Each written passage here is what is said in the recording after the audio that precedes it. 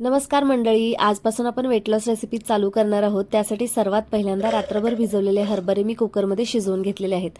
नंतर ते एका मिक्सरच्या भांड्यामध्ये घालायचे आहेत आणि बारीक करून घ्यायचे आहेत। तुम्ही याऐवजी मॅशरनी मॅश केले तरी देखील चालेल।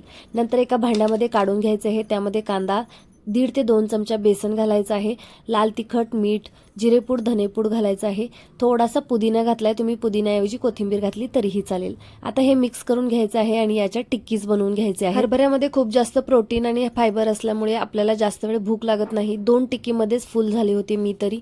आता या टिक्की बनवून घेतलेल्या आहेत। तव्याला एकदम थोडंसं तेल किंवा तूप लावून घ्यायचं आहे आणि या टिक्कीज आपल्याला दोन्ही साइडनी चांगल्या भाजून घ्यायच्या आहेत। वेट लॉस करण्यासाठी उपाशी राहण्याची अजिबात गरज नाहीये। जर तुम्ही तसं केलं तर केस गळती, अशक्तपणा किंवा चेहऱ्यावरचा तेज देखील कमी होतो। त्यामुळे हेल्दी खाऊन तुम्ही वजन कमी करू शकता।